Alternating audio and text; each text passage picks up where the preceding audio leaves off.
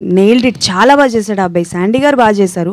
But ఆయన చిన్నప్పుడు character చేసిన అబ్బాయి గురించి చెప్పాను. అబ్బాయి రియలే, ఆ అబ్బాయికి పెట్టిన పళ్ళు రియల్ కాదు, అవి చేయించాం. But ya, he is a fantastic actor. Harshith అని చాలా బాగా చేశాడు అతను. యా.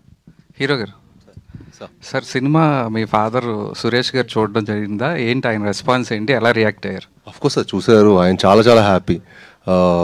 అదే అన్నారు, కాంచన ఇవన్నీ చూసినప్పుడు నాకు ఎంత హ్యాపీనెస్ ఇచ్చిందో, అందులో కూడా తెలుగుండా లారెన్స్ గారి క్యారెక్టర్ రాఘవ అనమాట. ఇందులో కూడా రాఘవ అని ఉంది. ఇది డెఫినెట్గా ఇప్పుడు అదే అంటున్నారు, నార్మల్గా ఇప్పుడు ఇంకా నీకు చాలా మంచి రేటింగ్స్ వచ్చాయి.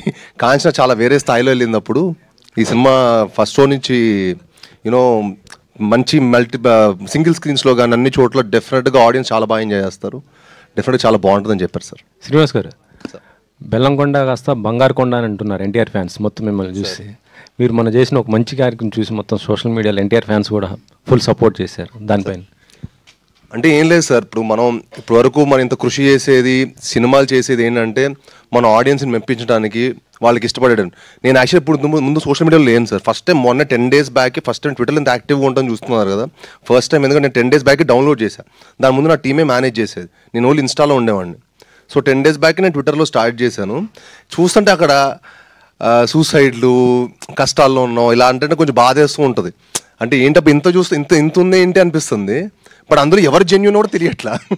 ఇప్పుడు నిజంగానే ఎవరు నిజంగా హెల్ప్ కోసం, ఎవరికి నిజంగానే హెల్ప్ అవసరం, ఊరికే ఫైనాన్షియల్ హెల్ప్ కావాలంటారు, అది కావాలి ఇది కావాలని చెప్పి కంటిన్యూస్ మెసేజ్లు కొడుతుంటే నేను అది చేసినప్పుడు నాకు చాలా మెసేజెస్ వస్తున్నాయి. బట్ ఏది జెన్యూన్ అర్థం కావట్లా. But if they somebody has an problem, మనం ఒక్కొక్క చేయడంలో తప్పలేదు అనిపించింది సార్. మన అందరం